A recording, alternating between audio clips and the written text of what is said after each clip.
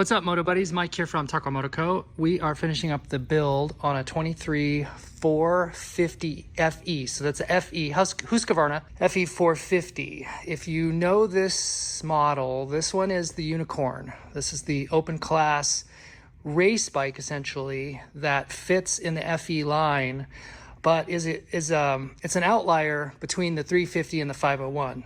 And on the KTM side, the same equivalent bike is the XCFW 450, and that again between the 350 and the 500 on the XCF line. So this is a European spec bike. It's a closed course competition use only machine, and the unique thing about this bike is the fact that because it's a race bike, it really creates like an interesting little niche in the engine's place in spectrum, because on the 350 and 500/501, those are 50 state bikes, those are plated bikes. You can get them in the off-road version, and those are still green sticker. So this is a red sticker. It's a red sticker bike, and it's a really unique platform. It has on the Husky side, it's got a linkage. KTM is a PDS like they always have.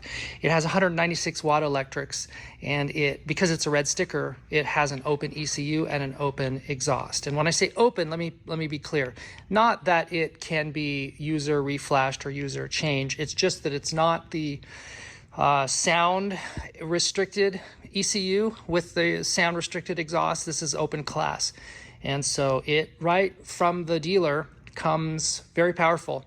It also has a map switch that these come with, and that gives these the ability to switch between two maps and then have traction control and quick shift. And those last two features can be enabled by the dealer, turned on and activated in the ECU. And I'm not sure if some dealers will do that for free and some will charge you for it. You just kind of need to work with your individual dealer on that. So this bike is from Texas. It was brought to us by a rider who had started some of the build process, and I think he maybe worked with his dealer. He might have done some of the work himself. He realized that to get this to the point where he wanted it, he wants to do some BDR type roads, some overlanding. You can see that he's got the Moscow bags on there, and because of that off-road, long duration off-road goal that he has, he knew that he needed to really get this in the hands of somebody who could handle that and make his dreams come true. And so he contacted us, worked with Paul, RTW Paul, to put together a spec for, again, for us, what represents like an omni sport bike. This is a machine where you can strip the bags and you can go hard enduro this thing. You can throw bags on and live off this bike. You can overland. You can do some commuting on it. This is a absolute, this bike will do anything. I don't know that there's anything I haven't been able to do on my 501. We have a 450. We have a shop 450. We have a KTM. We have 2 years. We have this bike in the KTM version, and then we have the 24 version of this bike. And if you follow the Enduro models, you know that there is a chassis change between the 23 and the 24. So this was the previous generation to what's available now. We'll go through some of the differences between a 23 and 24. The differences between the 350 and 501 on the FE side, and then the FES, that's, again, we've kind of covered that. That's the difference between a red sticker bike and a green sticker bike. Sound and emission compliant versus not. So there are some who will say this is the unicorn bike, the ideal machine, because it's an open class bike straight away.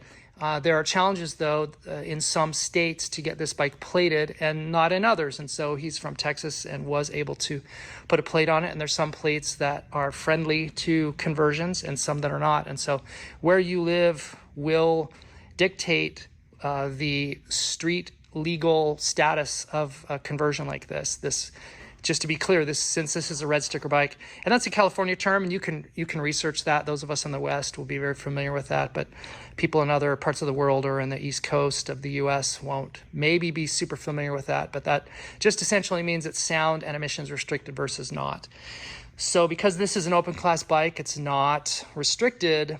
Again, you may or may not have challenges to legalize a machine like this in your state. So you just want to become familiar with those regulations in your local area. So because this bike came to us in a partially built state. Now, typically we work with 0-hour bikes that we work with an owner to purchase. That's our most common mode, is somebody does not own a bike. We facilitate the purchase of the bike and then take delivery of that here. Those bikes typically have never been started. We start them up for the very first time, run them in on the dyno, and then complete the build process. This one is a little different, a little unusual for us. It's not that we don't do these, but more often than not, we're probably not inclined to do a project like this where a bike's already been, partially worked on. It's already got time on it. That means, for us, we are not a repair shop. We don't change tires. We don't do valve adjustments. That's not what we're about. We are a customizing shop or a build shop. So we will take, like I said, that 0-hour bike, and then we'll do a full dream spec out build on it. So to take a bike like this in that's got some time on it is typically not the way we do things. However, there are some exceptions, and you can work with Paul to try to, figure that out, negotiate those rare exceptions out, because, an older bike is going to have time on it, it's going to have miles, it's going to have wear and tear, it's going to have maintenance issues, and we are just not a maintenance shop. We don't do that. And so those needs that an older bike may have, or we're just not interested in, being a repair shop. We don't do that at this point. Let me clarify. So right now we're a custom build shop, not a repair shop. That may change in the future. We're getting some pressure to do that. And so we may look at that. But as it stands right now, we're looking at new bikes. We take in new bikes. So all of that to say, there are exceptions, and we make those as we did here. And so you can work with Paul and discuss that. So this bike is a mix of things that we've done since we've had it, and then things that it came in on. And maybe we'll talk about the things that it came in with first, and then we can kind of go from there. I got to go from memory because some of this stuff, I think, I have to kind of remember it out. So he had the bulletproof guards here. So advantage of the bulletproof is that it is absolutely super stout, super robust. It's about as strong as they come. Disadvantage, unsprung weight. So who is this good for? Maybe super hard enduro guys who want that ultimate strength. Disadvantage, anybody who's riding high speed because of that unsprung weight. But it looks trick. Man, it looks really good. Bulletproof radiator guards, advantage. Super great brush guards, look really good. There's some weaknesses in the side coverage though. We tend not to use these, but they do have that really good look. They're super appealing, and then no protection on the side. So some vulnerabilities with those, but very attractive. He may have had, we like this a lot, these bulletproof. These guards here protect the chain slider in the rear, and then that's a BRP chain slider. Let's just go through this. I don't remember exactly what was here, but I can tell you what we put on it. So we've got these Warp 9 wheels. This is a Cush drive hub, and then this is an Ironman Dirt Tricks rear sprocket, chromatic, probably stock gearing 1449. That's typically the recommendation that we make on those bulletproof designs on this axle adjuster. I like these because you can, they have more ticks than the stock one, and then you can just use a 10 millimeter. You don't need a 13, and they don't have a lock nut, and you can move your adjustment back and forth. That's a nice little upgrade to have. So these Warp 9 wheels, the Cush drive hub, you've heard us talk about Cush before, and that just provides another rubber damping system. In addition to the DDS and the clutch, it smooths out driveline shock for power on, roll on and roll offs. And it will make your chain and your driveline last longer. It will make your clutch plates last longer. There are durability benefits in that way. There's a little bit of a weight penalty and then a cost penalty. Maintenance is minimal. Yes, you have to replace these dampers, but that's pretty rare. Those have a extremely long life. It's got tubes in here with some puncture sealant, and then they've been balanced, and then Warp 9 titanium rim lock here. So that's a great wheel set. And then as far as the tire goes, that's a Motaz Tractionator. We're a big fan of that tire because it's just a really great all-around tire with extremely good traction. Average durability, so that's just the price you pay. You give up some of that durability when you have a tire with as good a traction as it does. Back here, enduro plate, and that plate flops around if you take a digger, and then we have a tidy tail light in there as well. Moscow bags, these are the 40 size. I'm not exactly sure. These are not his bags, full disclosure. These belong to Paul. And I just wanted to put these on here to give you a visualization of what a bike like this would look like loaded out with his bags. Now, whether he's running the 30s or the 40s, I don't know. This has the vulnerable subframe. So let's talk about the subframe on the 20 through 23 generation bikes. They are vulnerable to cracking, splitting. There is a section back here where it bolts together under the seat, and that is vulnerable to splitting. And then down here, this single point bolt is a little bit thin in the material, and those can blow out. So these are not our favorite generation on the Husky side for carrying weight. It might be that he's got a rack in mind. True North makes a good rack, and that's something worth looking into if you do want to carry some heavy weight. One tip though, you can get away with running straight bags on a bike on a Husky with that semi-vulnerable, semi-composite. This is semi-composite. Well, actually that's a full composite subframe. It's a nylon carbon, so it's a plastic infused with carbon, nylon with carbon in there, semi-composite. It's a hybrid type plastic situation. And then if you take your bags and then you just move them forward so that your seat, which is strengthened underneath the seat pan area, and then that seat load area does have some good strength to it. And so if you push your bags a little bit forward and then you run your weight as low as possible, and that will, so those are some tips to run bags on a Husky. A rack is really probably the best way to go in terms of security for that subframe. There is a company out of Poland or Czechoslovakia that makes a knuckle situation that would beef that out if it ever broke, and we'll put a link to that down below. Foot pegs, these are great. These are the ProMotobility. You've seen these before. They have the nice safety feature back there. Swift kicker, this is an adjustable kickstand so that depending on the height of the terrain, you can adjust that with your foot, which that was really loud, which lets you change the height. That is an absolute, it's a favorite of mine, and we put these on a lot of bikes. Now, they have upgraded the knuckle fairly recently to a much beefier arrangement. So if you've had one of these in the past, reach out to us if you want to upgrade that. It's a nice beefier steering, not steering knuckle, but the kickstand bushing here is what that really is. So that's a fantastic upgrade. We like that. Dirt Tricks dome washer, Recluse clutch. We'll see that on the other side. Inside the fuel tank here, we've got a Tacomoto 3,000 hour fuel pump, and then our 250 hour fuel filter. We've got our 90 here on the bottom.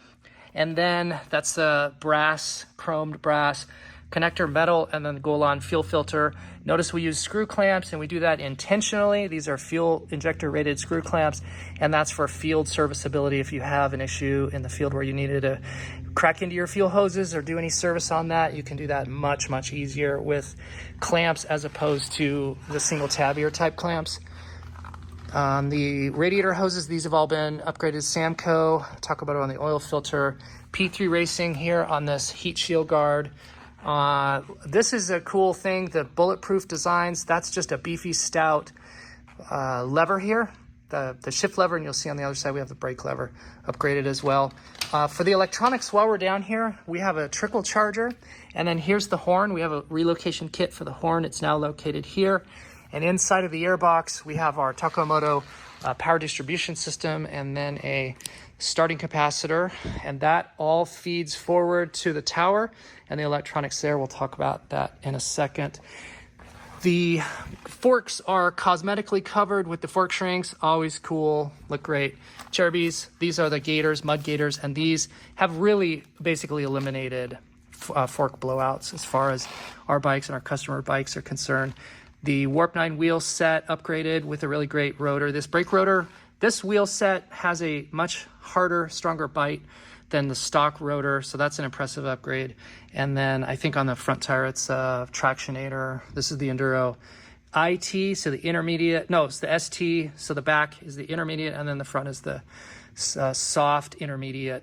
And tubes, both front and rear, with some sealant, tire sealant product in there. So that tower, let's talk about that. Man, these are just so exciting and popular. And the really killer feature about this is how light it is, how bright it is, and then how easy it is for that windscreen to come off. You can change the windscreen from a tall to a short. If you get in a situation where you come forward, you fly forward and you hit that, these rubber grommets pop away, the windshield breaks away. If you crash, well, I've never heard of anyone breaking one of these because of that pop away feature. I've ridden this exact screen this exact scenario set up on my 501 in Baja, hard enduro, tree bashing, single track, really hard charging, and it was great. Had no issue with it. So you can ride this both in like BDR and wide open type situations, as well as, you know, hard enduro bashing, and it's done well. Now, you could take this screen off if you're in some extreme hard enduro, or you could use the shorty screen, but that is such a cool thing. Now, what do you get with a tower like this? You get lots of room for mounting all kinds of features and options. My classic scenario is to have a little pad here with a ram ball, and then I like to have a phone mounted in vertical. He's opted for Voyager Pro. That's mounted a little bit high here because he's got access to his large tablet. So this is a 9-inch or a 10-inch, whatever it is. This is an Android, rugged Android tablet, and he uses that so that he doesn't have to squint at a little phone. That's pretty nice when you can look down when you're you don't have great eyesight anymore. You might be a vet rider, and you can see very clearly where you're going. You have all the apps and features that you get nowadays on the like Onyx, for example. That's, I think, what he's using, which has become for us kind of our primary navigation product. He's got a USB charger over here on this side, tons of real estate to do all kinds of additional things if he'd like. Let's take a look on the other side, because we've added a key. This bike natively does not have a key, and so that can provide a little bit of extra security for some riders. We've talked about this before. That key, though, is a false sense of security. This bike can just go in the back of a truck or a van and be stolen quickly. So you really want to treat your dirt bike like a mountain bike. Secure it, put it in places that you would park your mountain bike, have that same mindset, and you'll be okay. But a key is a nice feature and an add-on that was easy to do as part of this system. The bar guard system, this is the Highway dirt bikes with integrated mirrors, and it uses a clamp type because we've already occupied our mounting. So there's two types of mounting. There's the one that is the C clamp, or just the bike clamp, and then there's another type which is part of the top clamp for the bars, the bar bracket itself. But because we've got a Mako 360 on here, we sort of have used up all that space. So the Mako 360 is here, Scott stabilizer. This is a Tacomoto mounting bracket for the amps pattern. Underneath there is a moto-minded tilt wedge. I have no idea if you're going to be able to see that, but that tilt wedge kicks the angle here just ever so much for better visibility. And then we have a tilt wedge here as well. And those just give us, if you notice, they're at parallel with each other. They have the same angle, and that was a result of using those tilt wedges, and that's ideally situated for the rider. If I'm looking at the suspension here, this has been completely redone, revalved, resprung, new spring on the rear. And we have an X-Trig that's not on the bike now, it's on order. When we get that, we'll pop that in, because with an X-Trig, it allows you to change your preload height really easily and quickly when you're switching in between like a streamline setup or a BDR setup like this. And then what else is going on? We've got charging here going on inside of the rally tower. We have all kinds of power taps and power options for adding future accessories. Super streamlined. Everything just fits in there really well. Diode dynamics on the light. So we have a low wide. This bottom light is our low beam, and that's a wide flat light. And then the top is a high powered short. So long throw, but a narrow spot. And so when you're in high mode, both are on at the same time. Works really, really well. The Tacomoto Flex Whip turn signals with the run light feature, very bright white run light feature. OD Rogue grips, which are nice and cushy, and then an Atlas throttle lock for those long transit sections. Over here we have the Tacomoto Get ECU. So quick shift, traction control, launch control, over temp, and then the two map modes. Map 1, race map. Map 2 is single track. Unbelievable. One of the best things that's come along for single cylinder dirt bikes in a generation. This is an absolute game-changing setup. We've just had huge success with this. The popularity of this is off the charts, and this makes a tremendous upgrade. So let's talk about power, the power difference between the before and after. Now, because this is an open class race bike, it had an adequately tuned ECU, and it had an open class exhaust. power differences between before and after are not as significant as it would be on, say, for an EXC bike. We could get up to 30% power, more power switching to those mods over stock. Here, it's only about 3%. And that's primarily and specifically because of those things that I just described. This is a open class. It's already a powerful bike. But what we do gain are some nice, we absolutely smooth out the throttle. The feedback is much more linear. You can see that on the dyno charts. We've added some torque in the mid-range, and that makes, that's where the power of this bike is. A 450 is not as punchy as a 500. It does not have the same level of power off the bottom end. You kind of need to get into the revs of this bike to get into the torque, and if we can make the torque come on a little lower and a little stronger, then that mimics that beautiful strong hit off the bottom on a 500 that you miss, that you give up with a 450. But the 450 has better top end. So that is a absolute upside to the Get ECU. And you have that app, those app features and app tunability. So that's all game changing on a bike like this. We have a Tacomoto Slimline. That's our really slim master switch, and then Baja design, or not Baja designs, but bulletproof on the levers. And then those have nice adjustability where you can move that in and out for your hand. A Cherubies, that's the 3-something gas tank. I never remember what those sizes are. Recluse clutch, we talked about that. Bulletproof designs on the brake lever here, and they're billet and strong as heck. I don't think you could ever break one. Super fantastic. We love those. And then back in the rear, he had, that was something he came out on with, that Tusk bullet, this billet radiator, not radiator, that's the shark fin back there. It's a nice thing to have, a shark fin. One of the advantages of a shark fin is as you're traveling on high speed roads, dirt, gravel, the front tire ends up being like a Gatling gun, just shooting and spraying rocks. And that rock shrapnel will come back here. And if you don't have a protection over your rotor, then it will mushroom over the edge of that, and that will accelerate pad wear. That will cause some weird pad wear situations. So when you have a shark fin, you're going to prevent that. And TM Design Works, if you only want that shark fin protection from the gravel, TM Design Works and then P3 Racing, they make a nice one that's composite. It'd be carbon fiber for P3 and then nylon, ballistic nylon for the TM Design Works.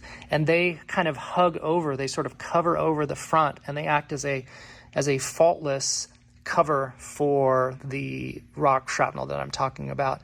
So that's the advantage. The disadvantage of those is they don't offer a whole bunch of strength for side and lateral and rock bashing, whereas a billet one, something like that, is going to be a little more durable in terms of protecting the rotor. So just something to think about when you're looking at shark fins and why you would or wouldn't do it. Underneath the air filter, so under the seat, we have an anti-gravity 8-cell battery in here, which is a tremendous upgrade over stock. Get ECU, like we talked about, the Tacomoto electronic package with over here on the side, we have starting capacitor, and then we have the electrical distribution system. And that system allows us to have only one single battery tap. So there's only 2 connections to the battery, the bike itself and then our system. And then all the electronics branch off of that system. So we simplify and clean up the battery, and everything is fused and relay controlled. And maybe just as we wrap up, pointing out that the stock Speedo, it's a really great idea to retain your stock Speedo, and so that's located here. So you have your original miles, your check engine light.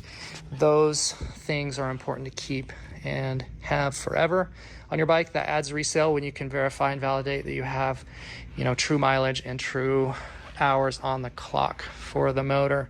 So that's it. If you think I forgot anything, you could just point it out in the comments. But this is just, like I said, this is a fantastic omnisport multi-adventure bike that this rider is going to take back to Texas and have a hell of a good time. And we've appreciated having him here, and we look forward to talking to you about whatever it is that you want to dream up and put together for your ultimate adventure build bike. Thanks for watching. Like, subscribe, go out, get some adventure.